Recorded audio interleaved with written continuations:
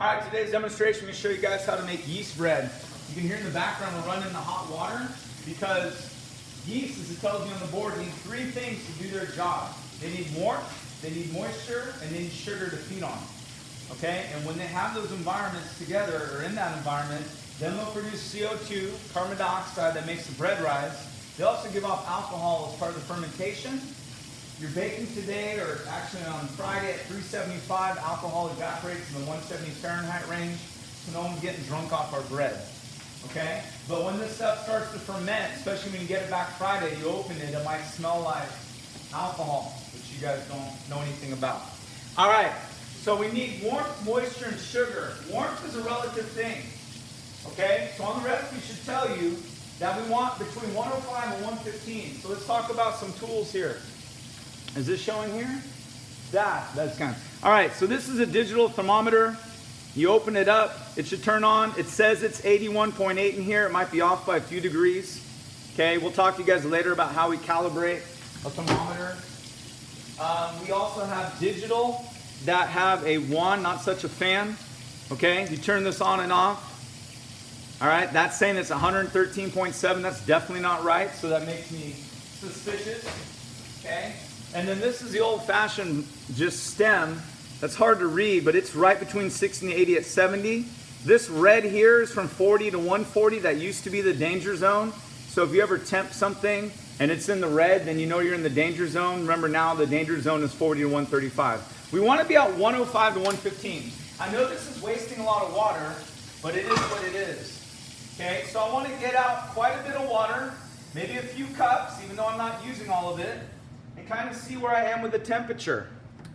Okay, now I don't even have necessarily, I'm money, 105, 115, it may not show, 114. So let's get started.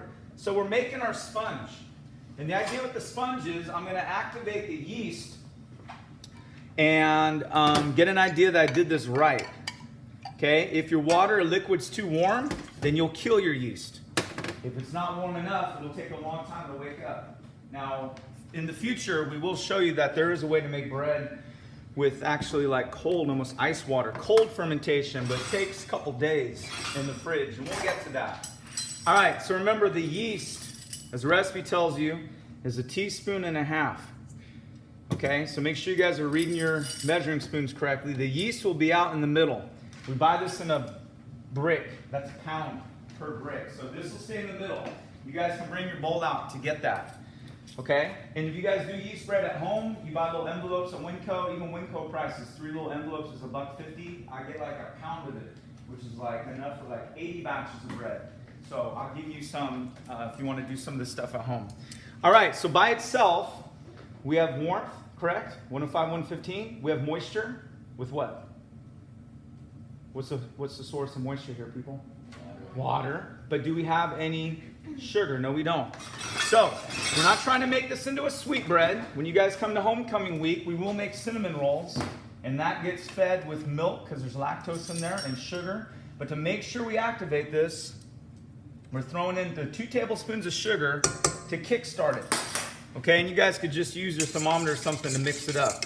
Now, there may be a bubble or two from just me stirring it, but if we activate the yeast, and again, this is called the sponge, then in 5-10 minutes, we're going to see quite a bit of bubbles. And that means that our yeast is good to go. The recipe says if after 5-10 minutes you don't see bubbles, you might have such hot water that you killed it. You may have old yeast that's no longer active because that's a living organism. Okay? But if you follow this, we'll be good. Now, when you guys run the water, don't just turn it on hot and assume. Okay? Get some water together, play with the cold and the warm, and go from there. If you guys go to a commercial bakery, you see on the wall, they just punch in a number, and the stuff that comes out the hose is perfectly right. Anyone who babysits, little brother or sister who's ever had a bottle feed knows about putting the bottle on the stove in the water, and then you put it on the wrist to see if it burns your wrist and won't burn their mouth. So if you make bread enough, you'll just get a feel for the warmth of that water. Make sense? Okay. Now, some of the most basic bread, just to confuse you now, is French bread, which is just water, yeast, salt, and flour. Water, yeast, salt, and flour. Okay, and we're going to get to some French bread down the road too. And again, what, Hunter, are the 3 things yeast need to do their work? Water.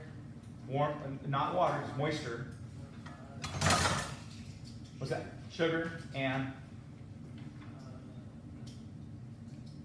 warmth. Yeah? Okay, so French bread. Flour, water, salt, yeast. The water's going to take care of the what? Warmth and moisture. Where's the sugar going to come from? You got a guess? There's not much left. What's left?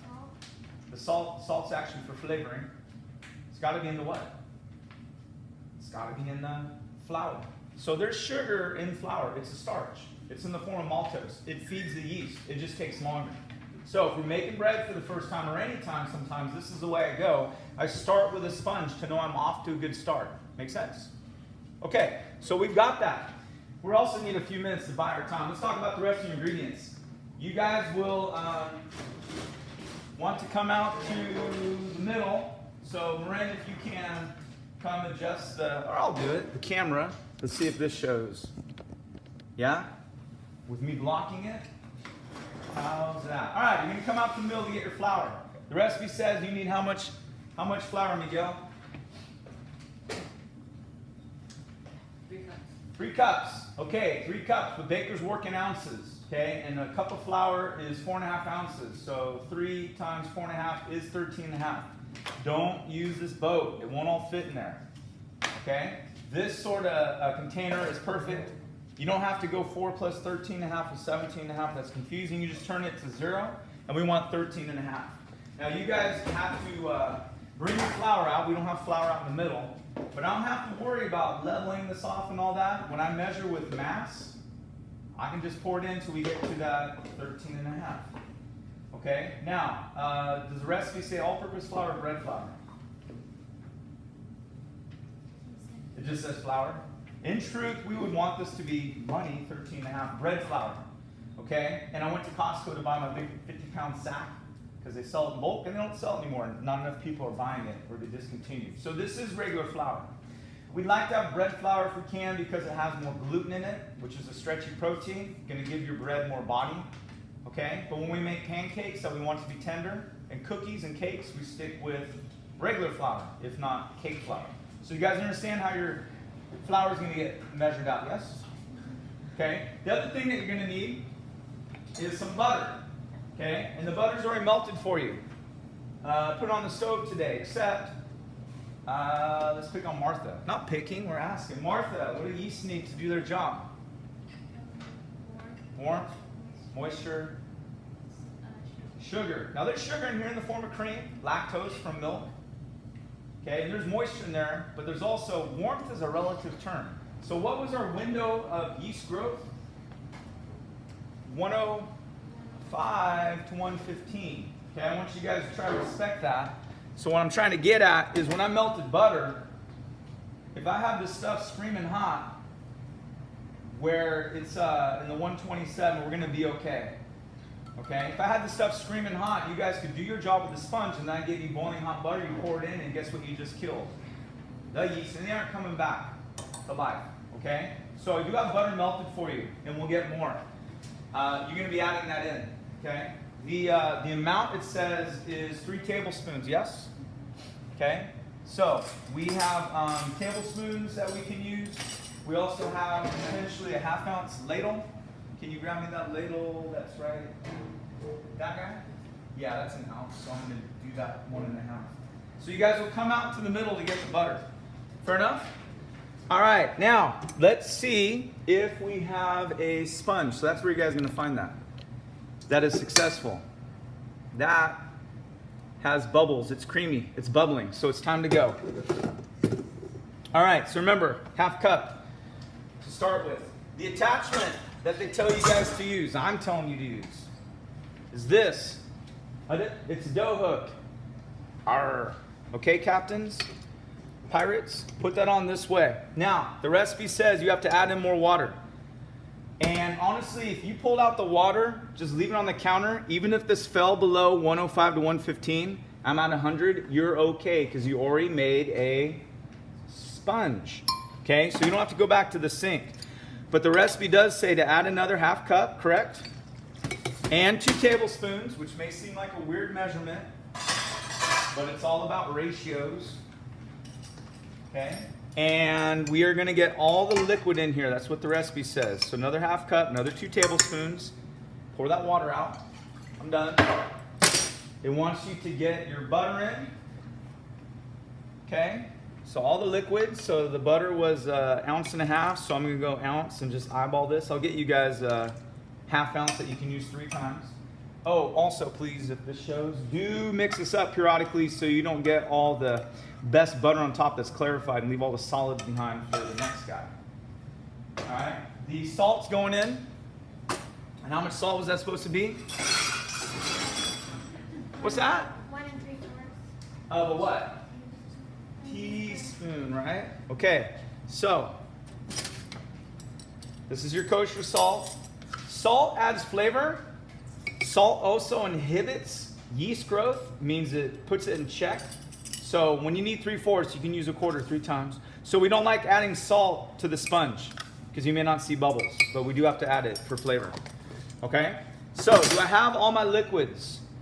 It's the additional water. So it's 1 cup and 2 tablespoons total. It's the butter, which is like a liquid. It's also the salt for flavoring. Okay. Then the recipe says turn down low and get ready to add in your flour. This is all the flour y'all should need. But you don't add it all at once. We're gonna add it gradually to work this into a dough ball. Okay, you could go a little bit more aggressive. And what's gonna be nice is this machine's gonna do most of your work. Now we've been baking bread in cultures for centuries, long before we had KitchenAid. You just had to do it with a wooden spoon. Okay, but at some point you guys can turn this on a little more aggressively. It's gonna start grabbing stuff on the side. If you ever need to scrape down the sides, you gotta turn off the machine. Well, hopefully it comes together as a ball. And because it's gonna start shaking the camera, we might come over to the other countertop. So Martha